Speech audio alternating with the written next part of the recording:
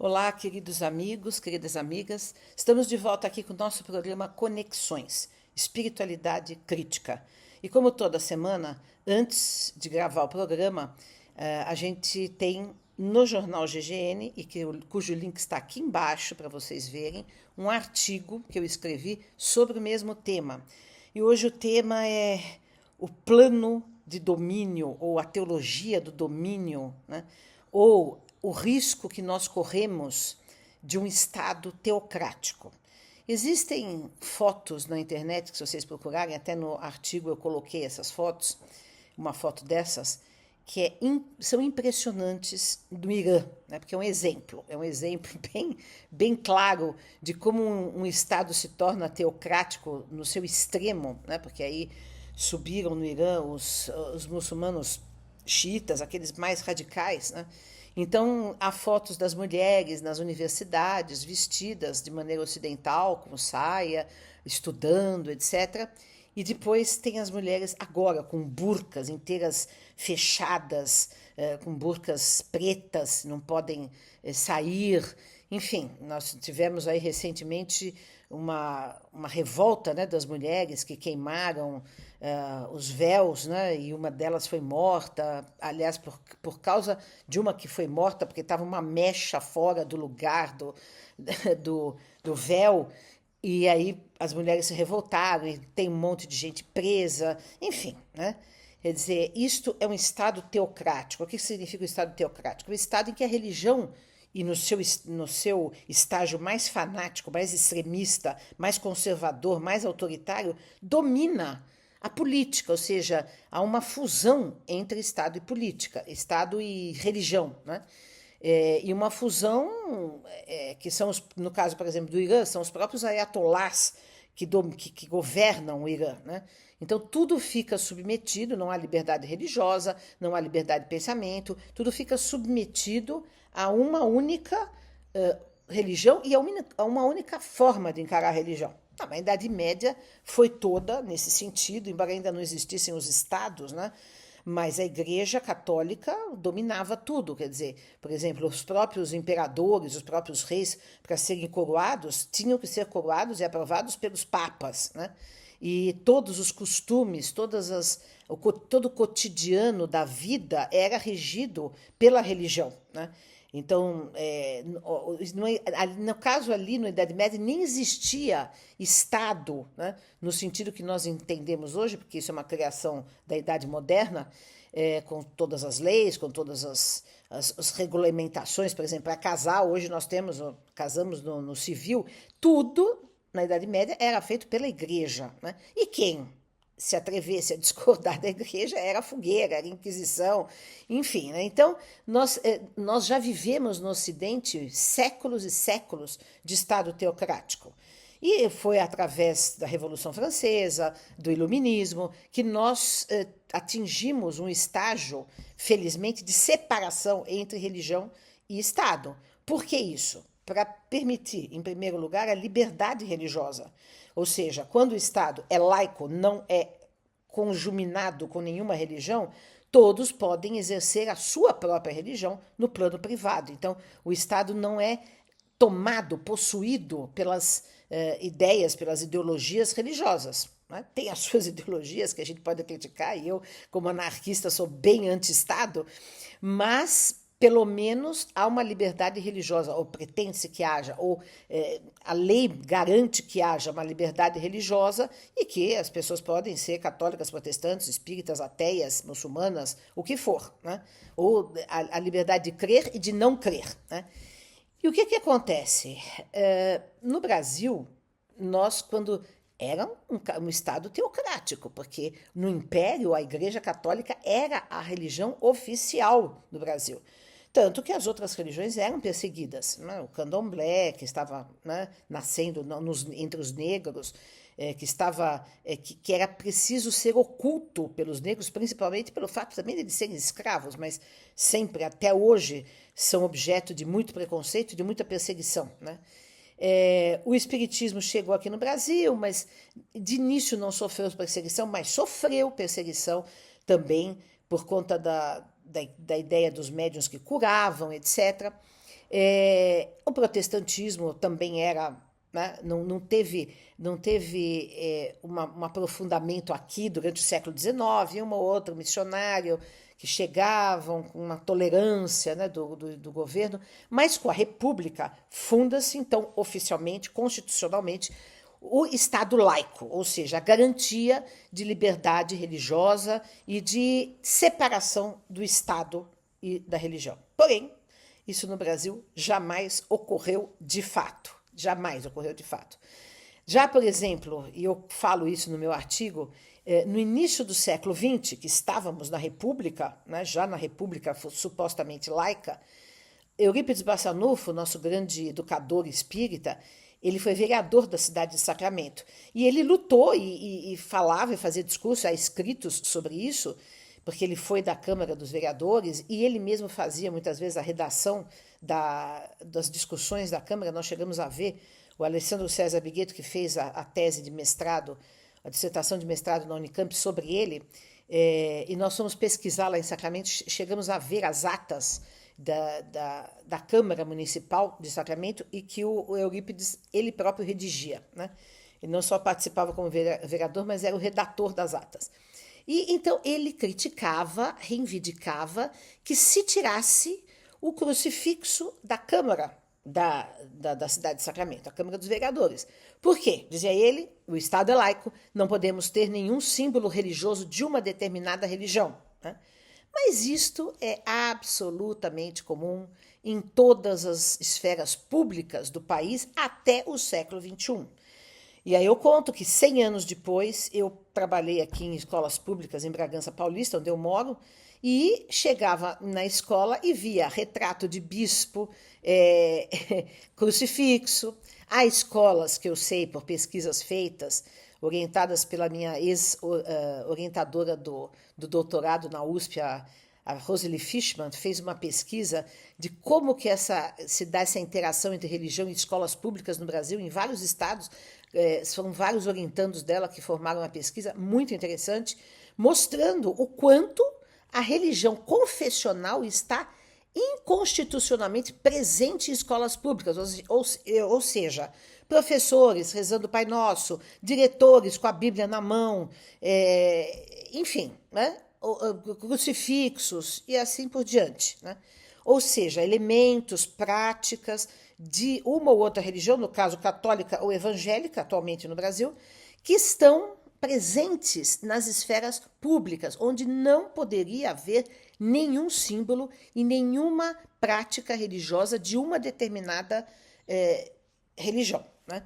Ou seja, eu trabalho esse assunto há muito tempo, porque fizemos, né, um livro de ensino interreligioso desde do primeiro ano até o 9º ano, justamente para dar um roteiro, um rumo a essa questão, porque sim, o ensino religioso é obrigatório na escola pública, mas de maneira plural, de maneira interreligiosa e não de maneira confessional, né? Só que as pessoas não sabem fazer isso, porque as pessoas só sabem fazer doutrinação e acham natural chegar numa sala de aula onde pode haver judeus, ateus, pessoas do candomblé, católicos, protestantes, e rezar uma Ave Maria, por exemplo, né? O que ofende os protestantes, o que judeus e gente do candomblé não tem nada a ver com isso. Então, isto é uma ofensa, isto é uma violência, né, contra a crença do outro, num espaço em que todas as crenças têm que ser garantidas. Então, a única maneira de se poder falar, por exemplo, de religião na escola é de maneira interreligiosa. Por isso temos até um material de 9 volumes pela editora Ática que trata disso. Mas isso não é adotado, as pessoas nem conhecem. Por incrível que pareça, os lugares onde são mais adotados os nossos livros de ensino interreligioso são escolas católicas. Então, isso que eu ia continuar na minha história. Quer dizer, o catolicismo que durante séculos regeu o Ocidente, foi se transformando, né? Principalmente a partir do Concílio do Vaticano II, né? Em que a Igreja se abriu para o diálogo, primeiro ecumênico entre religiões cristãs, depois para um diálogo interreligioso. Hoje nós temos um Papa, o Papa Francisco, que promove um diálogo fantástico. As duas encíclicas que ele lançou, que é Laudato Si Tu Fratelli Tutti, são maravilhosas, né? Foram feitas em diálogo, inclusive com um sheik muçulmano, né? Então, isto é de uma beleza, de um ineditismo na Igreja Católica. Então, hoje a Igreja Católica, salvo setores mais extremistas, conservadores, que há vários, e que gostariam nesse momento de tirar o Papa Francisco e até matá-lo, se possível, porque ele representa um avanço, né, que os mais conservadores e extremistas não aceitam, mas de uma maneira geral a Igreja Católica se abriu muito mais, né? E a partir do começo da década de 60 e depois mais intensamente na década de 70 e 80 do século XX, houve um movimento das comunidades eclesiais de base na América Latina, promovido pela Teologia da Libertação, que era um movimento popular, inclusive ecumênico, participavam pessoas protestantes, católicas, protestantes tradicionais, né, metodista, presbiteriano, enfim, né, pessoas que não eram ainda do neopentecostalismo, porque esses não praticam nenhum tipo de diálogo. Então, nós tivemos aí algumas décadas de um movimento popular, de uma igreja progressista, aberta, né? Só que isso passou a incomodar, né? Por quê? Vejam só, né? Sempre é preciso pensar na política, na geopolítica internacional. Essa ideia, essa questão das comunidades eclesiais de base foi discutida lá no Império Americano, que se julga e é o dominador de todas as ações do mundo, e principalmente se julgava e ainda se julga e ainda faz valer a sua vontade na América Latina e no Brasil, sobretudo, né? E aí o que acontece? Tanto que uma coisa interessante que ninguém fala, né? Nós não tivemos a consumação desse tremendo e terrível golpe que nos ameaçou, porque os Estados Unidos não quis, né? O Biden já tinha avisado que não ia apoiar, e etc, etc, etc. Porque se os Estados Unidos tivesse apoiado, estaríamos hoje embaixo da ditadura do Bolsonaro, né? Então, vejam que nós ainda estamos, né, numa colonização, e o projeto maior de colonização que houve por parte dos Estados Unidos foi justamente as igrejas neopentecostais, né, que começaram a ganhar força e foram substituindo as comunidades eclesiais de base, que praticamente acabaram, né, que tinham ideias transformadoras, socialistas, populares, horizontais, democráticas, né, e que começou então a vir maciçamente essa abertura de igrejas neopentecostais, que tem sim um plano de poder delineado explicitamente num livro do Edir Macedo chamado Plano de Poder. Então hoje existe todo um estudo feito que existe uma teologia do domínio. Teologia não é só mais a teologia da prosperidade, que todo mundo já conhece e já sabe, que é essa barganha econômica com Deus, que a gente paga o dízimo e Deus dá um carro, Deus dá um aumento de salário, essa barganha econômica, essa teologia da prosperidade, que também é praticada pelas igrejas neopentecostais, mas existe também a teologia do domínio, ou seja, uma intenção de tomar os estados e torná-los teocráticos, torná-los, sim, estados que, como no Irã, por exemplo, no caso do islamismo, imponham a sua agenda religiosa, seu conservadorismo de costumes, autoritarismo político para o Estado, né? Nós já temos isso muito em andamento, com a quantidade de pastores evangélicos que estão na política, né, e que fazem já esse trabalho. Nós tivemos aí a Damares, né, no desgoverno do dito cujo, que era uma dessas evangélicas radicais. Ela está no Senado, né? Então, vejam, e o que ela fez nesse tempo, todo aquele discurso, né? Meninos usam azul, meninas usam rosa, e aquela coisa contra a ideologia de gênero, enfim. Então, nós temos aí um risco claro, objetivo, factual, histórico, de nos transformarmos num Estado teocrático. Então, há que se reagir contra isso. Há que se reagir, porque nós não podemos entregar o nosso país, a nossa vida, os nossos costumes, o nosso avanço, o nosso progresso, a nossa cultura para radicais obscurantistas medievais desse tipo, né?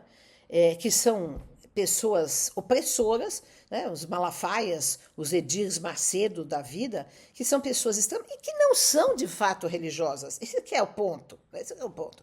Aqueles que querem dominar estão muito longe de Jesus, né? Porque, inclusive, eles nem se apoiam muito no Novo Testamento, porque não há como se apoiar. Eles se apoiam no Velho Testamento, que é o Senhor dos Exércitos, que é o Yahvé dominador, de fato, das nações, né? E, enquanto que Jesus dizia que não tinha vindo para ser servido, mas para servir, e morreu na cruz, torturado pelo poder religioso da época, junto com o poder estatal, né, o poder dos fariseus, junto com o poder romano. Então, quer dizer, o cristianismo é a contramão, está na contramão desse projeto maluco, esquizofrênico de domínio, né, dos estados, e esse movimento é dos Estados Unidos. Também há lá esse movimento de domínio, de tomada do Estado, de maneira religiosa, teocrática, né? Então nós temos que reagir contra isso, mas não dá para reagir só a partir de uma crítica ou de uma prática de uma esquerda ateia, né? E por isso que a esquerda perde muito campo de ação. Nós temos que dialogar com a espiritualidade do povo, porque o povo quer, precisa e vai continuar sendo religioso. Só que temos que transformar essa religião de uma maneira mais progressista, como eram as comunidades eclesiais de base, de uma maneira mais aberta, democrática, não opressora, não exploradora da boa-fé do povo, porque esses pastores que eu estou citando aqui, essas muitas igrejas neopentecostais, a maioria delas, nem todas, não vamos generalizar, mas a maioria comete uma exploração econômica tremenda em cima dos trabalhadores, né? Enquanto os pastores enriquecem perdidamente. Então, nós temos que reagir, ter consciência disso tudo e reagir contra este caminho que poderá representar séculos de retrocesso da nossa cultura. Aliás, pior do que era na época do Império, porque o Império, né, a igreja era junto com o Estado, havia alguns empecilhos de se praticar outras religiões, mas havia uma tolerância, né? Mas com essa gente não há tolerância, com essa gente não há diálogo, com essa gente extremista não há possibilidade de a gente viver livre, né? E praticar as nossas próprias espiritualidades ou a não crença, a descrença, ou os costumes livres, ou a cultura aberta. Tudo isso vai pelo ralo. Então é isso, para a nossa reflexão, para nosso debate das estratégias que nós temos que ter para enfrentar este avanço dessas trevas religiosas que podem cobrir não só o Brasil, mas o planeta, porque em todo lugar há esse tipo, muitos lugares, muitos países, estamos observando essa extrema-direita, como já falei aqui, unida ao extremismo religioso para tomar conta dos estados. E ficamos por aqui, um grande abraço a todos e todas que nos acompanham, que eu não falei no início, aqui no canal da BPE e também no canal Paz e Bem, porque o programa é vinculado quase simultaneamente nos dois canais. Um abraço para todo mundo.